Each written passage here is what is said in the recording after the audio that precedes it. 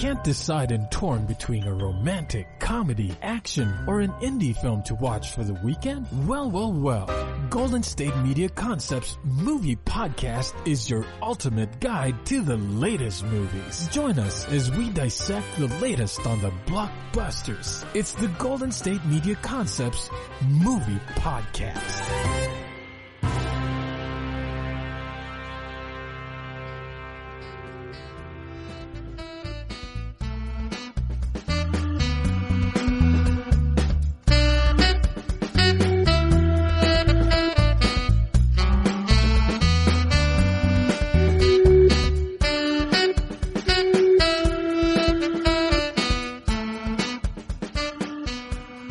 Thank you for tuning into the GSMC Movie Podcast, brought to you by the GSMC Podcast Network. I'm your host, Shubh Nanda, and welcome back. I figured I'd take a new route today. I've been speaking about narrative films for so long, and since this is the movie podcast, I probably should be recommending some more, fictional undertakings. But I feel not only in my case, but also in the cases of most general moviegoers, documentaries are often overlooked. And I don't know if I think that's a good idea. And, that's especially true in my case. But, that being said, it's something that I've wanted to change and something that I have been working on changing for the last couple of years. And I wanted to talk a little bit about the history of documentary filmmaking, its progression, its use in propaganda, its use in undercovering truth, its use in having us confront responsibilities and educating us. Documentary filmmaking is so much more than just the film that you put on when a teacher feels too lazy to teach. It's a way to understand the nuances and different sort of conventions of thought in the world. Documentaries are like our own personal essays for documentary filmmakers. They outline the personal opinions and subjective take on a specific reality that many of us might not be privy to. They uncover truths, they recover truths, they display opinions, they show us striking visuals, and they change perceptions. Anyway, without further ado, we're going to talk about today some Nanook of the North, 1922 documentary, widely considered as the first documentary of all time. Triumph of the Will by Leni Riefenstahl from 1935, arguably the most influential propaganda film of all time. We're going to talk about the Night and Fog, a French documentary about the lasting effects of the Holocaust from 1956. We're going to talk about Waltz with Bashir, a movie about the Israel-Lebanon conflict from 86 in animation, which is not something you'd usually expect from a documentary, right?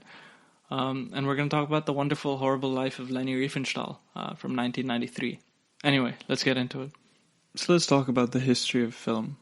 Specifically documentary film, because, I've spoken a lot about narrative filmmaking over our time together, but I just want to talk about the other side, the unspoken, at least in my experience side. Because, see, growing up, I wasn't the type of person who would watch documentaries unless I was forced to by a teacher or something.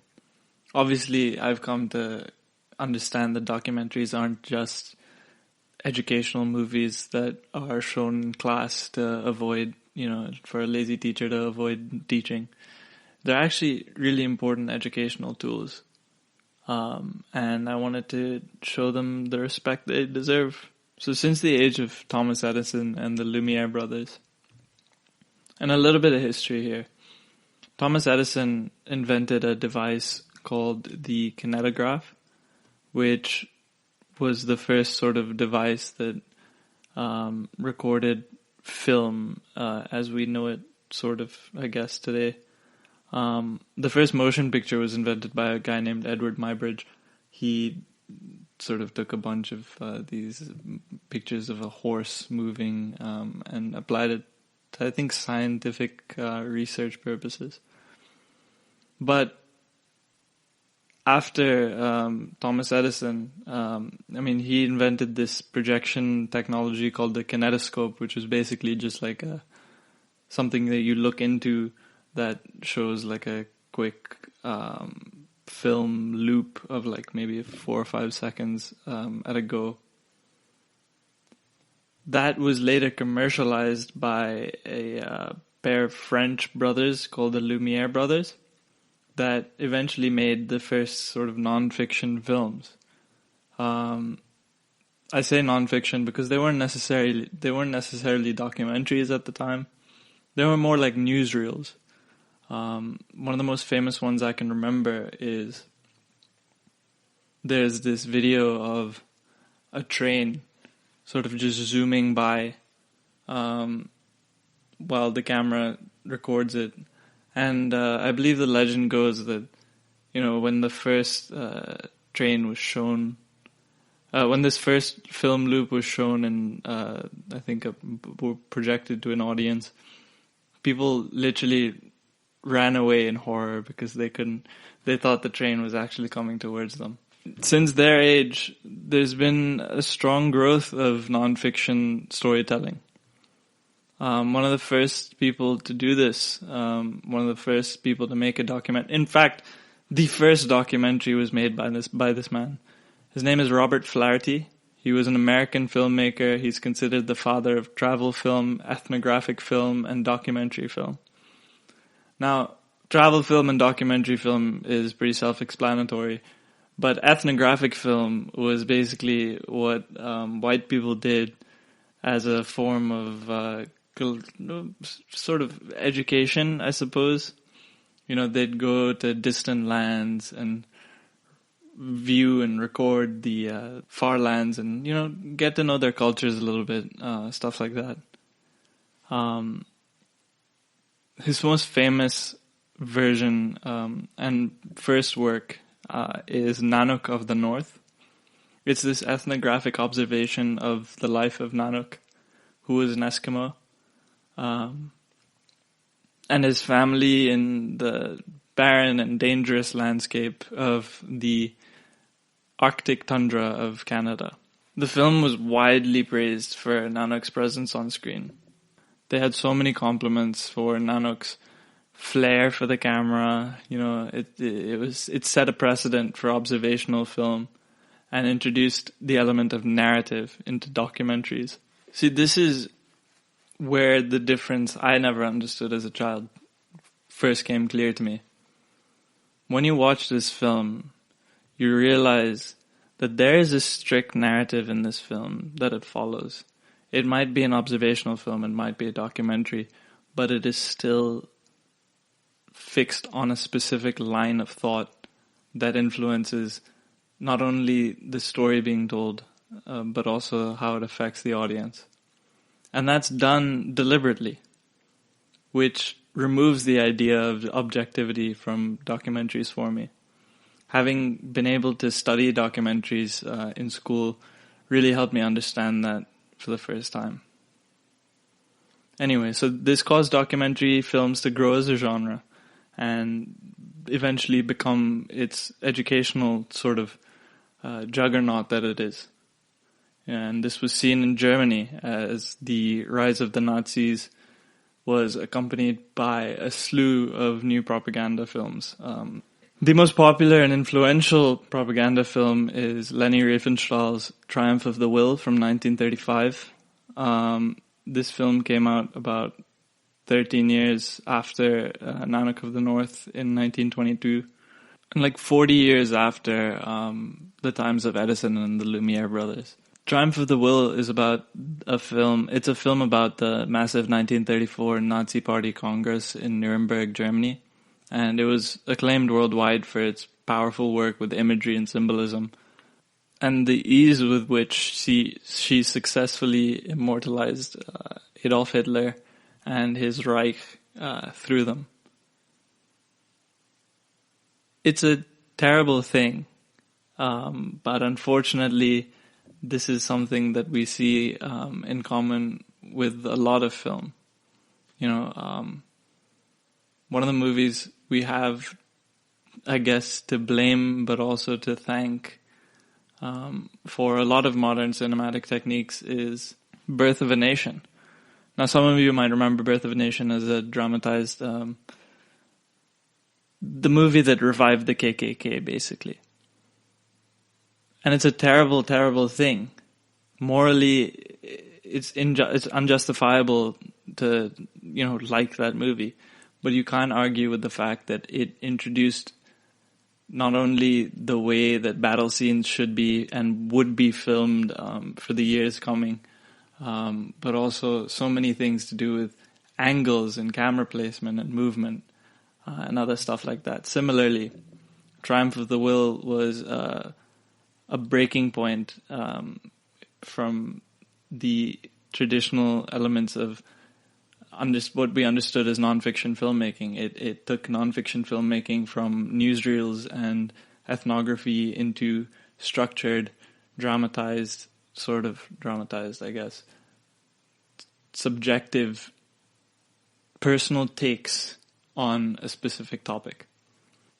Both of these films had made groundbreaking innovations for the world of nonfiction filmmaking, essentially. And it's with their combined use of selectivism, narrative, and pandering that allows their success to sort of be the foundation for what we know as the documentary canon today. Leni Riefenstahl's Triumph of the Will is at its core designed to improve the image of the Nazi Party. A terrible thing to do, right? It was sort of commissioned to strengthen their projection of strength and stability because it was just 2 years after Hitler had taken over as not only Chancellor, but Führer of the nation. Many of these shots were constructed in order to showcase Hitler and the Nazi leaders at their most, quote-unquote, regal. The greatest example of this is the opening scene of the film, right? There's a brief series of intertitles that reinforce the Nazi ideology of disappointment in losing the Great War. One of the most important factors in the rise of the Nazi Party in Germany was the fact that Germany was dealt a really tough hand with the Treaty of Versailles that led to a lot of economic downturn, ostracization from the rest of Europe, and just a general level of shame. What Hitler promised and what the Nazis promised was what we know now as a regression, but sort of reverting back to the good old days of monarchy almost, when Germany was ruled by the Kaisers. Anyway, the film opens with a shot of these clear blue skies over Nuremberg, and through these skies rides a Nazi official plane. This plane has Hitler, Goebbels, the Minister of Propaganda, and other Nazi senior officials, and it glides over the old city of Nuremberg. We're greeted here with this lasting juxtaposition of new and old. All around the old city are buildings that have stood for a long time, through the test of time and war. But now they have been garnished with Nazi flags and paraphernalia. This is projection and symbolism that Nazis, while sticking to traditional roots, are a new breed that are here to restore the golden days of the German Empire. They're rooted in something strong and stable, the buildings, but display a new vision for this traditionalism in the swastika. It's very successful at doing so. Once the plane lands, the first person to leave and be greeted outside by thousands of adoring citizens is Adolf Hitler. Now, many question the reasoning behind Riefenstahl's decision to include the landing of the plane and Hitler's arrival, but the symbolism is clear. In order to divinify Hitler, Riefenstahl had to show his descent from the heavens, if you will. Now, I'm going to pause here for a second and just say that while I condemn pretty much all of the ideology behind most of these films that I'm going to be discussing today, by most I mean the ones that I'm talking about for the first bit of our episode today, these films were pivotal in shaping what nonfiction filmmaking and documentary filmmaking became. So while it might seem like I'm sort of praising the film, I'm praising the craft, which was eventually sort of the jumping off point for so many other films with ideology that I do support. All right, let's take a break here. We'll be back with our discussion on Nanook of the North and Triumph of the Will, so stay tuned. Want to know the latest and hottest music hitting the airwaves? Don't be left out. Listen to the Golden State Media Concepts Music Podcast. It keeps you on the loop with everything you need to know from pop, rock, hip-hop, and the top 40. And we'll throw in news of your favorite artists, concert and tour dates, and so much more. Listen no further, because this is the gold standard in music podcast.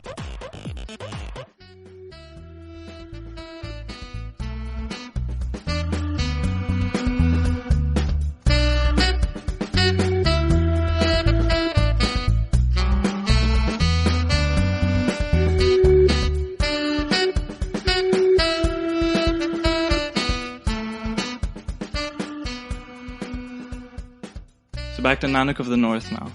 Now, Nanook of the North has a much simpler premise. It's the exploration of a foreign culture and their methods of dealing with their harsh environment, that being the Arctic tundra. In order to portray this effectively, Flaherty uses footage of Nanook and his family on these adventures that seemed like novelty to his prospective audience. Examples of this are like the scene where Nanook and his family all emerge one by one from a kayak in a clown car fashion. There's basically like 5 of them and a dog, a really cute husky, and they're all in this huge canoe, but it's still a canoe. The shot opens with just Nanook in the canoe, and then they all sort of start to come out of the canoe, and you're just like amused but also shocked by the fact that 5 people can fit in there. It's just a clear example of fetishization. But it was effective in conveying the novelty of their lifestyle through its comic reach. The bizarre emergence of multiple people and dogs from a tiny canoe highlights the differences in the cultures of the subject and the viewer, and it creates a sense of awe that causes the success of the film. There's also scenes like the gramophone incident at the, quote, white man's trading post, where Nanook is fascinated by this vinyl disc and he attempts to bite it as if he didn't understand its use and thought it was food. As well as the facial expressions when he heard the playback of his own voice. It all amplifies this sense of novelty, albeit though what we know now as a stage scene. We'll talk about the staging in a second. But despite the fact that the scene was staged, the footage shows an incredibly realistic reaction to the novelty of this foreign culture for the Inuits. It turns the table on the audience. You have an audience here that's watching a foreign culture, trying to understand what they're like. But by showing this specific scene, you now have the foreigner trying to understand what the audience's culture is like. It's sort of synthetic personalization. On top of this, Flaherty uses, make sure his shots in the scene always allow the audience to comprehend that while he might not be familiar with their technology, by he I mean Nanook, his own traditions and methodologies for hunting are advanced enough to, for example, can collect the fox skins that are hung in the background of the shot. There's always a contrast between our culture and their culture, per se. Both of these films, while their subject matters are just wildly dissimilar, present their audiences a form of novelty through symbolism and clever scening. In studying these films for me, it was made apparent to me that the primary focus of both of these films is to normalize and inform, be it about the new regime or a foreign culture. Therefore, the sensibilities and nuances in these films can be seen under similar lenses, even though it's just weird to compare a Nazi propaganda film with an ethnographic fetishization film, though some of the undertones might be very similar. Anyway, for example, what Riefenstahl does with the symbolism of buildings and traditionalism can be compared to the inclusion of the fox skins in the trading post in Nanook. That's because with both scenes, through implicit symbolism, they allow their audiences to be eased into the philosophy being pushed by the film. We get the long visuals of Hitler descending from his plane, going through a crowd, waving at people, adoring citizens, and all that kind of stuff. And we get eased into Nanook's life through a very comic and sort of alienating in some ways perspective.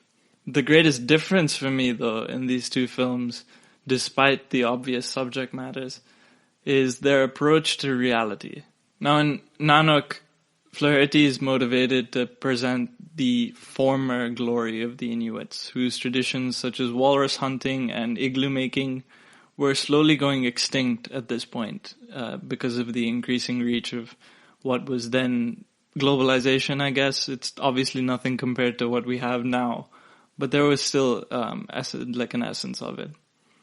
For Riefenstahl, Triumph of the Will was a film that was meant to push the real reality away in favor of a presented one for the future, to emphasize, stability.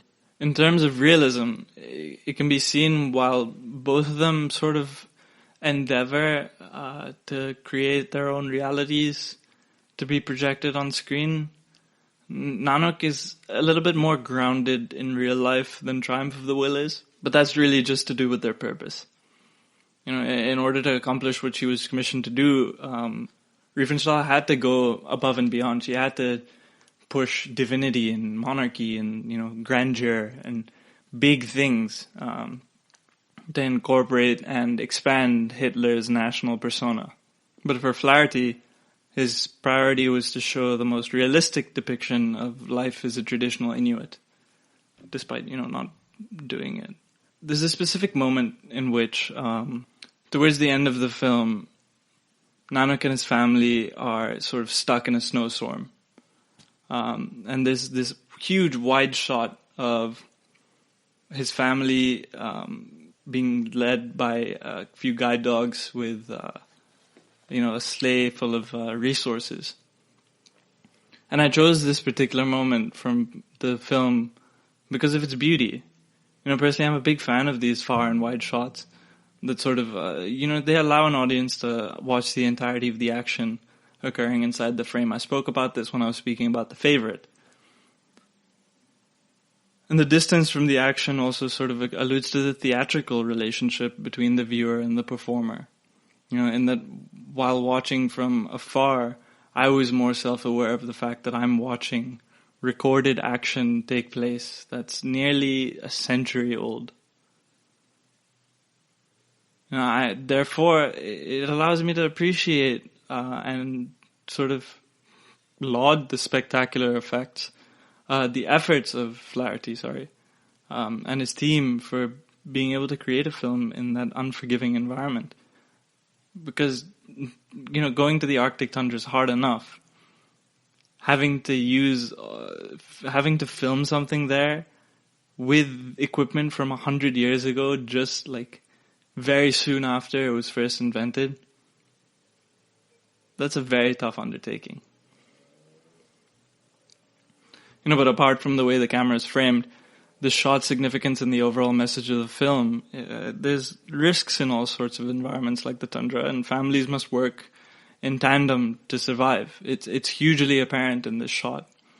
And this sequence, as I said, they're sort of stuck in a snowstorm and they're trying to ward off an intruder, like another pack of dogs, I think it was, that is delaying their already delayed journey back to their snow house.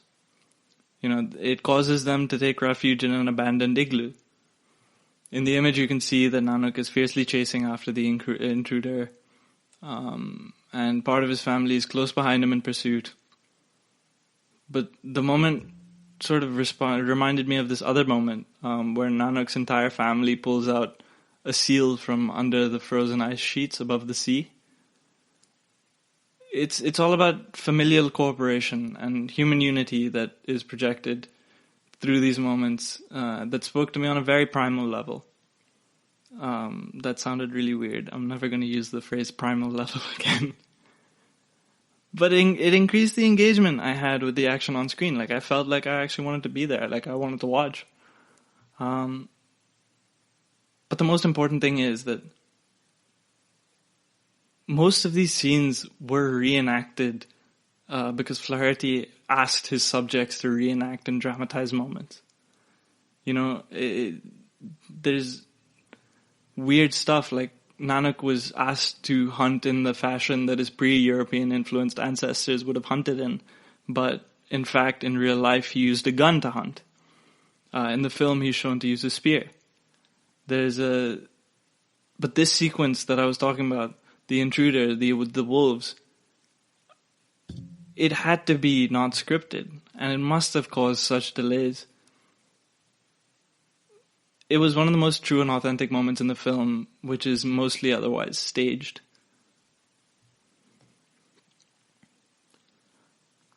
I want to take an aside here and talk about another one of Robert Flaherty's films. It's called Moana, and no, it's not the Disney film. This is his follow-up to Nanook of the North. It's another ethnographic film on the Samoan people in Samoa. And I chose a particular frame from this as well. It's a frame of a man receiving a traditional Samoan Polynesian tattoo. These are much more painful than your traditional tattoos in terms of the modern way we do it, or even like a stick and poke. I can't even describe how painstaking the process of pe'a is, because I hope I never have to go through it. I'm in awe of anyone that has to do it, and having watched it on this film, I don't even know. But anyway, that being said, Moana is, like Nanook, subject to criticism for Robert Flaherty's manipulation of events and setting. The film was shot in 1926, and by then Samoans had begun wearing Western clothing, but Flaherty insisted that his subjects wear traditional clothing. It's also claimed that he asked his subjects to portray familial relations, which might not have been the same in reality. And he asked the main subject of the film, a man named Moana, to undergo the painful process of pe'a just for the film. Obviously, he was greatly compensated, but it just says greatly compensated, so we don't really know what that actually means. That's why this moment is so significant for me, because while, again, a lot of the film might have been scripted and predetermined, that tattoo and the process was definitely accurate in terms of the tradition and the reaction to the process. We see the master tattoos artists sort of painstakingly long process to which we're shown, and, we see Moana's winces and grimaces, the true reality of Samoan traditions. It's at its peak here in terms of cinematic representation in the film, because everything else was designed for the entertainment of white folk. But meanwhile, Rob Flaherty, his focus on the film was just to portray accurately what the Inuit lifestyle was before the time of the white man. Despite the fact that Nanook and his family had moved on from traditional practices into more European, like Eurocentric or Western practices. Nanook is widely recognized as a documentary feature, but its roots lie in the staging and limiting scenes of Flaherty's selectivism. For starters, Flaherty's arrangement with Nanook provided that he would not use any modern tools, he wouldn't use harpoon guns, rifles, and would provide an exact replica of the ways people have been hunting for generations before. As well as that, in order to appeal to the sensibilities of his prospective audience, Flaherty insisted on a family as the subject of the film. 2 women were asked, along with their children, to accompany Nanook as his wife and family. In fact, in real life, Nanook's name wasn't Nanook, it was Alakari Alak. All of his films, Flaherty, they share this common theme of dependence on a family unit for survival. And his films explore the understanding of nature and how humans fit inside it. But all of these facets are part of Flaherty's grander plan to educate his people about the happiness in cultures that may seem more primitive. It's one of those, oh, look at how happy they are with so less. It's a condescension, but in order to garner the most enthusiastic response, he was left with no choice but to pander to this certain audience. And like a dependable family unit that they can relate to, or provide information in a humorous way, as he did with the gramophone sequence. Still, he didn't use the approach of the mystical and magical foreign land that seemed to be prevalent at the time. Had he done so, he probably would have gone into this larger-than-life approach of portraying their livelihoods. Instead, Flaherty had this modest approach that allows his audience to sneak and peek. It allows them to enter in an organic way, somewhat, the lives of their northern neighbors. And it grounded it in a sense of realism in order to portray a sense of relatability, to gather as many viewers as he could. Flaherty and Riefenstahl are these 2 pioneering filmmakers who each revolutionized their own forms of non-fiction filmmaking. Flaherty was the first to create a full-length feature that we would now consider a documentary, and Riefenstahl's films for the Third Reich, they're commended as some of the most moving and provocative propaganda films ever made. They have similarities in purpose, and that's perhaps due to the genre they share and the tools that they need to create, or to educate and inform their audiences of something new. And this allows them to, through their own technical brilliance, in some ways, leave the audience thinking or feeling something about what they just experienced. While their methods may differ in some ways, Riefenstahl has this larger-than-life approach to Hitler, and his supporters are created through craftful cinematography. You have Flaherty's ability to create relatable and organic scenes that allow for a sense of inclusion and synthetic personalization. These films both rely on heavy staging of certain scenes and intricate weaving of footage to create a narrative, and by creating this narrative, they manipulate the audience to react in certain ways. It's safe to say that Riefenstahl's Triumph of the Will and Flaherty's Nanook of the North, they're unparalleled in their success as paradigm-shifting films, despite the messy histories that they might have. Let's take another break here. After this, we're going to speak about the progression of documentary filmmaking into the modern era, from Night and Fog in 1956, The Wonderful Horrible Life of Leni Riefenstahl in 1993, all the way up to Waltz with Bashir in 2008. Tired of searching the vast jungle of podcasts? Now listen close and hear this out. There's a podcast network that covers just about everything that you've been searching. Hey! The Golden State Media Concepts Podcast Network is here. Nothing less than a podcast bliss with endless hours of podcast coverage. From news, sports, music, fashion, cooking, entertainment, fantasy, football, and so much more. So stop lurking around and go straight out to the Golden State Media Concepts Podcast Network. Guaranteed to fill that podcast itch. Whatever it may be. Visit us at www.gsmcpodcast.com. Follow us on Facebook and Twitter, and download us on iTunes, SoundCloud, and Google Play.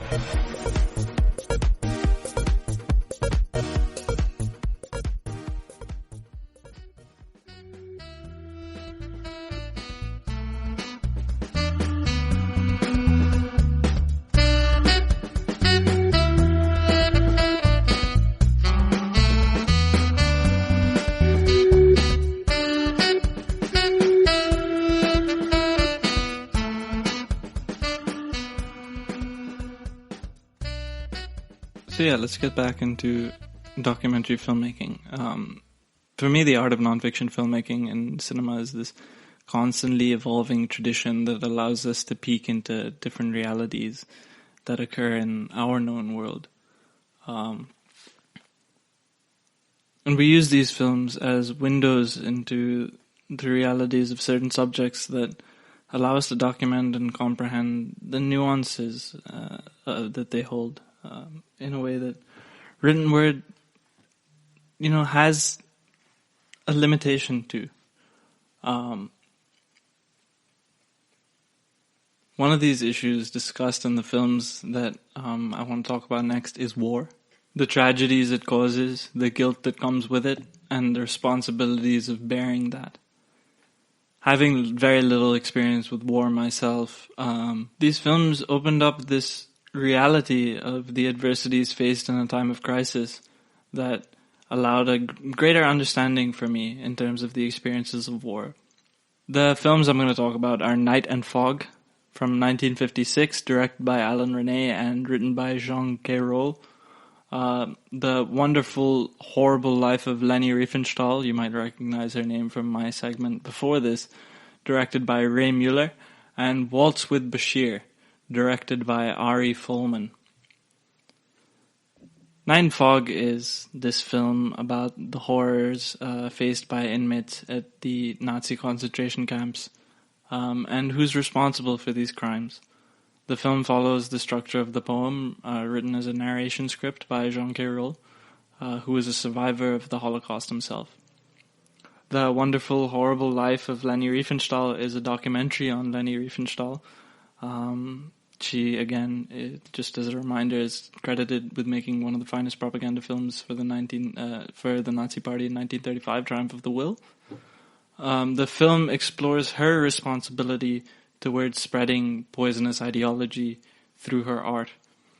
And finally, Waltz with Bashir is the animated documentary about the director Ari Folman's personal journey to recover memories lost through suppression and trauma from his involvement in the Sabra and Shatila massacres in Lebanon, and coming to terms with these actions. All of these films are explorations of the same theme. They take responsibility for actions that have grave consequences, and the role memory plays within it. Each of these deals with memory in their own specific ways. And these films, they're extremely different, again, in the manner of conveying information. But if there's anything that I've stressed on over the last maybe 40 minutes is documentaries are personal essays. They are a filmmaker's vision, choices, and subjective point of view. And that's what these films do best. These are the films that I was talking about that I genuinely agree with. In terms of ideology, but also as a progression from the original forms of documentary filmmaking that we discussed earlier. They all rely on the tactic of audience alienation and juxtaposition to ensure that their message truly hits home, and through this are able to communicate effectively the weight of responsibility felt by their subjects. Now, the Holocaust has obviously often faced problems with artistic depictions in the past. One of my favorite graphic novels is this book called Mouse by Art Spiegelman. That comes to mind. There's many paintings that face constant backlash over the representation of the Holocaust in art. And Night and Fog is one of those pieces. It was released 10 years after Germany's surrender in 1956. It was one of the first in the industry to tackle what can be argued as one of the most sensitive subjects in human history. And that was the struggle faced by the filmmaker, who himself was not subject to the horrors faced by nearly 11 million people. He felt that his lack of personal experience was therefore this sort of injustice to those who suffered the atrocities in the Nazi camps. So he brought Jean Cayrol, the poet, into this and created this poetic narrative that essentially defines the questioning nature of the film. In essence, Night and Fog is a film that's completely based on juxtaposition, be it of the images that it explores or the contrast between words heard and sights seen, in perhaps the best way to capture the horrific reality of the Holocaust. The cinematic strategies in Night and Fog, they assist audiences in perceiving a grim reflection of one of the most shocking crimes in the annals of human history. The most obvious contrast in this film is indicated by the alienation of past and present through color and black and white footage. It uses the present and shows it in colored footage and the past in black and white footage. This is seen from some of the footage. There's images of the camps recorded in the contemporary day by René, whereas most of the footage from the camps is from Nazi archives and newsreels, and these are black and white. Most of them are from the days of liberation. This contrast, it allows the audience to see both perspectives of the same event. It evokes these emotions in the most deepest form when the audience is distanced from the camps, as seen in the footage from the horrors of the camps, such as the piles of corpses and inhumane treatment of inmates. This allows the audience to get accustomed to these images, as horrible as that might be. But it then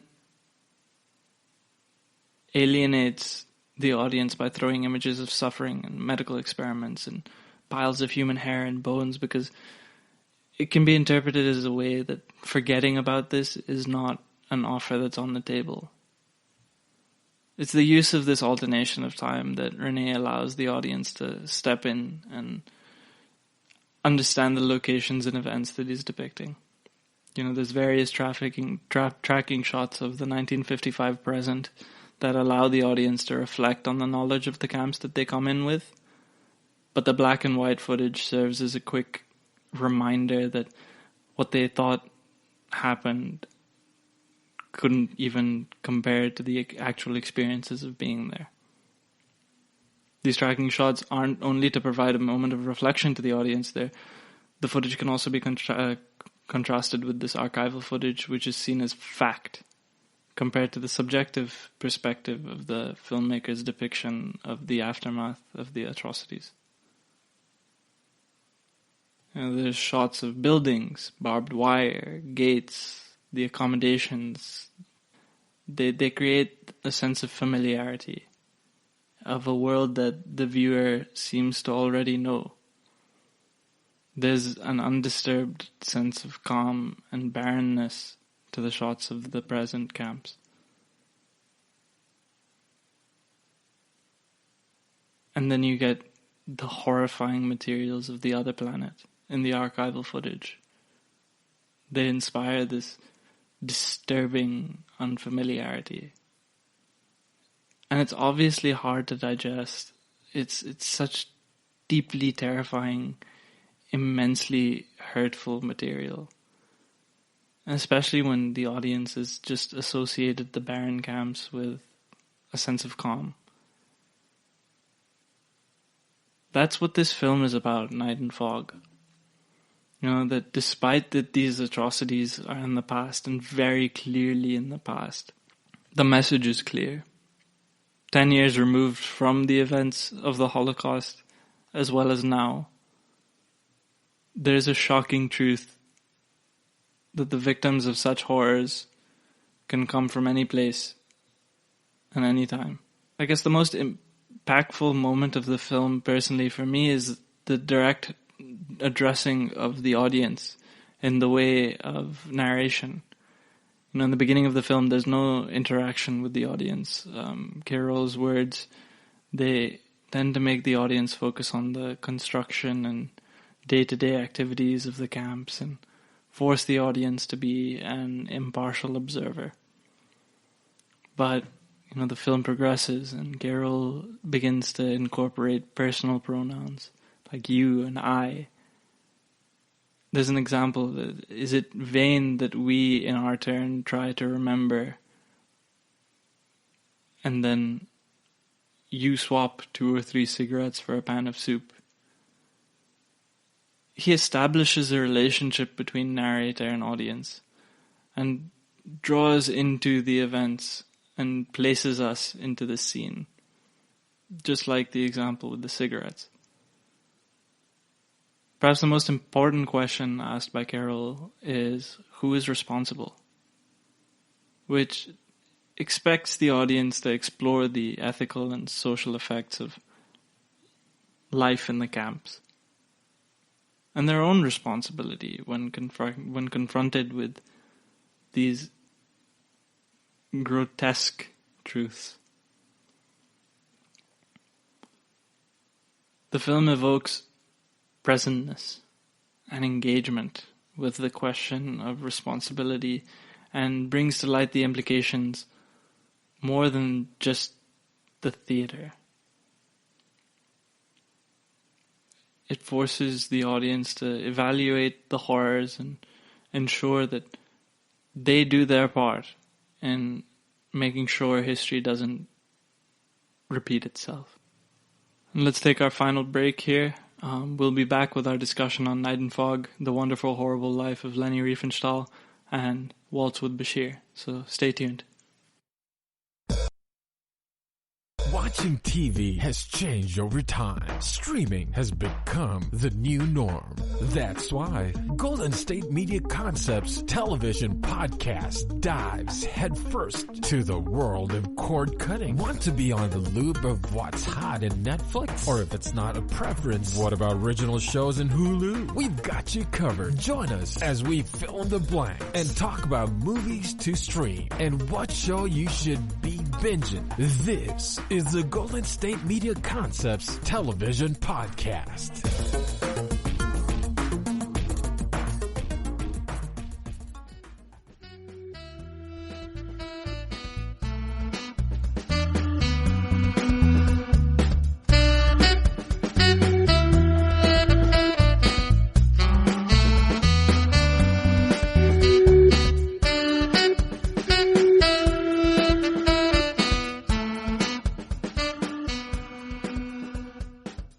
In the movie, In the Wonderful Horrible Life of Leni Riefenstahl, a small section of the film addresses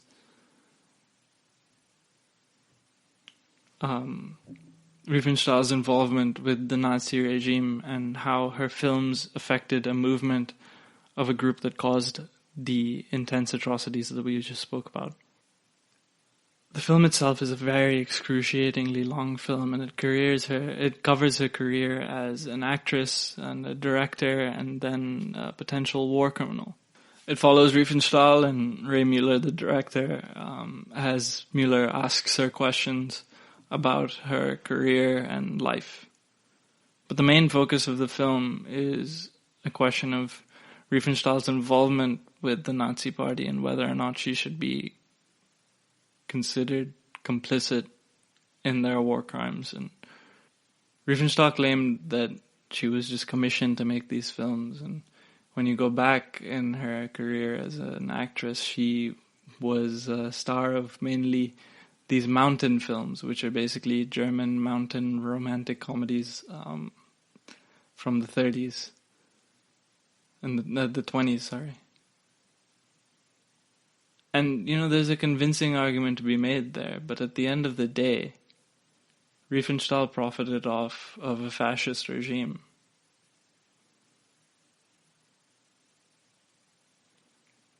Anyway, through her own actions and Ray Mueller's techniques, she doesn't really come off as incomplicit and likable in this film. You know, she's seen in many ways. One of them, through one of the interviews, she comes off as arrogant and very unforgiving. I mean, obviously, she's sick and tired of being asked the same questions for 50 years. Over many of these interviews, she's engaged in a sort of cross-examination where Mueller will ask her a question, she'll deny, and then an insert of a photograph or commentary or someone else's opinion will directly contradict her denial.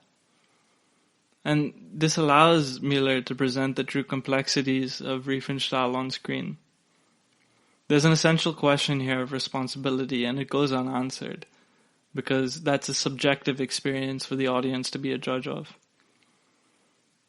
Mueller's only purpose here is to present the facts. Unlike Riefenstahl, he has the ability to look back in hindsight with a removed, but not objective per se, look. You know, she might have an argumentative nature against the questions of her complicitness in the crimes of the Nazis.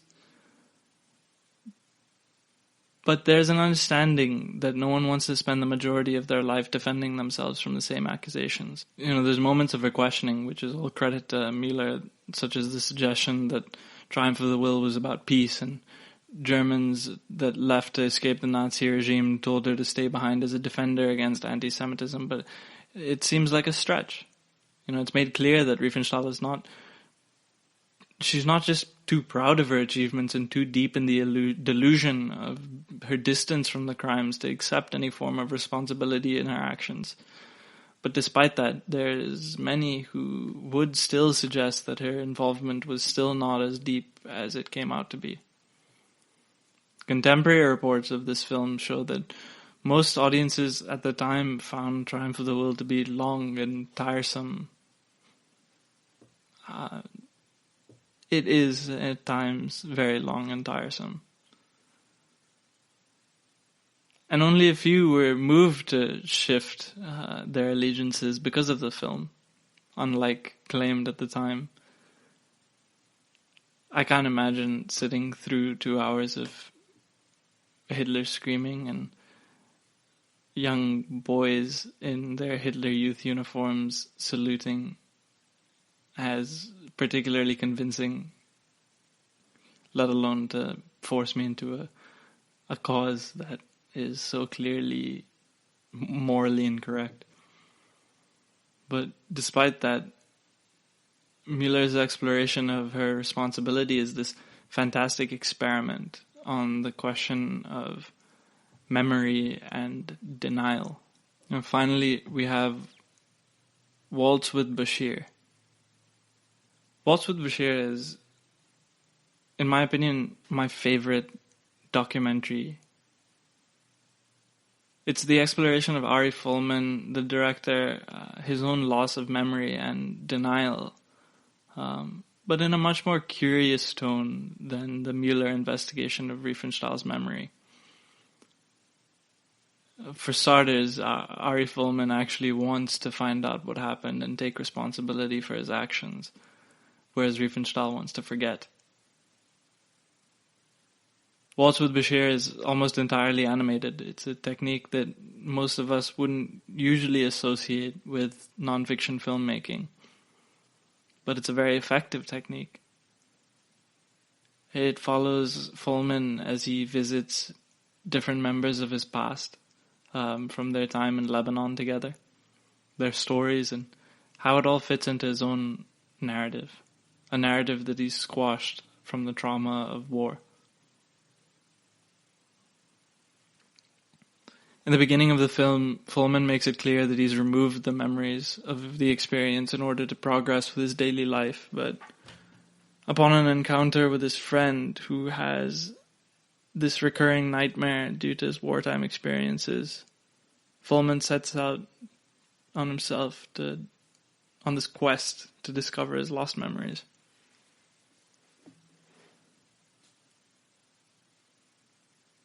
Waltz with Bashir, like the other films, it depicts the horrors of war, but through animation, surreal imagery, and the reliance of memory for narrative structure. Like the other two, it is also Harish Folman's voice and subjective point of view. It serves to distance the audience a little bit from the horrors of the Israel-Lebanon War of 1982.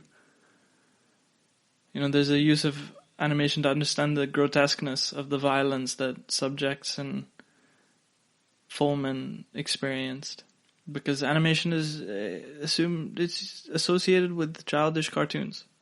There's a color palette that's quite dark, that allows blood and gore to sort of blend into the background. In some cases, the violence is even comical. There's a scene following a car where every shot taken at this car misses and causes collateral damage, all to the lyrics. Quote, "At the pull of a trigger, we can send strangers straight to hell. Sure, we killed some innocent along the way. I bombed Beirut every day," in the background. Again, these images and lyrics, they combine to alienate the audience from this gruesome experience. It's a way to digest it without feeling discomfort and mentally removing yourself from the horrors of the war depicted on screen. It's very similar to the opening tracking shots of Night and Fog. There's mentions of psychedelic trips and other forms of surreal imagery throughout the film, which increase the distance created by animation, because now it's not just reality, but also a subconscious, subjective, altered state of reality that's seen through the memory of his subjects. These images could be hallucinations, but each instance is grounded in the same fact, that all of them thought it was real at the time of experiencing it. That's the thing with memory. You don't know what you can trust. These images, they encourage the viewers to be insensitive to the graphic violence and disturbing circumstances surrounding it. It feels like a dream. It feels like a trance. I guess the greatest example of the film is the sequence that gives the film its name. There's a sequence where one of Folman's interviewees, Shmuel Frankel, remembers this instance in Beirut where his company came under heavy sniper fire from this building across the street, and they're, open and exposed on a highway. So he picks up a gun and starts waltzing around the street as he's shooting. The depiction of this memory has many surrealist images. There's a slow motion movement of the characters. There's a picturesque background. And the use of Chopin's Waltz as the overwhelming sound in the background as opposed to the sound of war. There's a certain hypnagogic quality to this scene. Folman allows us to enter the subjective imaginations and memories of all of his subjects. And that's how he garners the true experience of war, not only for someone that experienced it like him, but also for people that don't experience it like us. But at the same time, through the animation and through the surrealism, distances us from the true nature of the atrocities. As I said, you can't trust memory. That dependence on memory creates a distance that Folman uses to set up the narrative in the film. Near the beginning of the film, Folman is seen to visit one of his childhood friends to understand the reasons behind this dream that he's begun to have about his experience in Beirut. He meets his friend Ori Savan, who tries to help but is mostly unable to because of his recollection. But his discussion with Folman on memory proves to be of very great use. He says that memory is dynamic, it's alive. If some details are missing, memory fills the holes with the things that never happened. Naturally, that's the insight that proves to foster doubt in the minds of the audience that, see themselves further removed from the action on screen. And I don't know about everyone, but I was definitely left wondering about how much of the film was true and how much was created by the brains to fill in the gaps. The greatest bang moment in the film still, though, is the sudden shift of animation to live action footage of the aftermath of the Sabra and Shatila massacre. That happens in the final moments of the screen. We see in animation a group of wailing women flocking towards Fullman as the cries get louder and the frame gets closer, and suddenly, after pondering for a moment in a close-up on Fullman's face, there's a shift.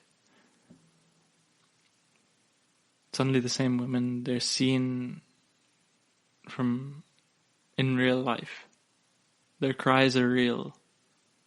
The massacre was real. Despite not showing any of the footage from any violent acts being committed, there's an extremely uncomfortable and disturbing situation to watch because it builds this staunch contrast between the removal from the violence that was created over the last 90 minutes through the animation. Unlike the animation, this footage forces the audience to confront the reality of the massacre. It forces the viewer to confront the fact that the animated footage they watched, that they enjoyed, that they laughed at, that they engaged with, was all real. The surreal images, the memories, they're just a fragile barrier that protect the viewer just long enough for them to drop their guard and lose track. And the news footage just shatters that in a powerful blow. There's a force in the sense that it forces the viewer to confront the gravity of the situation and the implications of the actions of certain people on others. Waltz with Bashir, Night and Fog, The Wonderful Horrible Life of Leni Riefenstahl. They follow three important narratives. They have implications way beyond the cinema. They explore topics of war, survival, guilt, responsibility, memory, and they do so masterfully in their various ways. The three films, the exploration of responsibility and memory specifically are very effective. With Night and Fog switching between the color and black and white footage or interacting with the audience directly.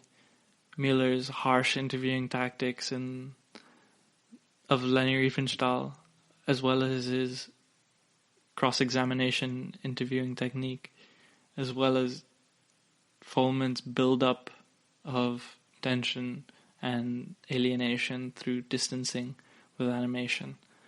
It all culminates eventually in a reality check. They use this juxtaposition to create in the audience a sense of, well, okay, here's how I describe it. You start watching something, you lose track of everything around you, you get engaged, and then suddenly, out of nowhere, it switches, hard cut, you're faced with the reality of the facts. Because at the end of the day, documentaries are supposed to document real life. The fact that they can be edited and the fact that they can be manipulated allows them to tell a certain story. And that's what these films do so masterfully. And these films are just incredible examples of being able to tell stories of the lengths to which humans have gone and how we have to take responsibility and own up for our actions in order to prevent the past from repeating itself. Anyway, with that, thank you for listening to this heavy episode of the GSMC Movie Podcast brought to you by the GSMC Podcast Network. If you enjoyed the show, please subscribe to us on Apple Podcasts and leave us a review. You can also follow us on Twitter at GSMC_movies. Thank you for listening. This has been Shubh Nanda, and watch documentary films. They deserve your viewership. Take care. You've been listening to the Golden State Media Concepts Movie Podcast, part of the Golden State Media Concepts Podcast Network. You can find this show and others like it at www.gsmcpodcast.com. Download our podcast on iTunes, Stitcher, SoundCloud, and Google Play. Just type in GSMC to find all the shows from the Golden State Media Concepts Podcast Network, from movies to music, from sports to entertainment, and even weird news. You can also follow us on Twitter and on Facebook. Thank you, and we hope you have enjoyed today's program.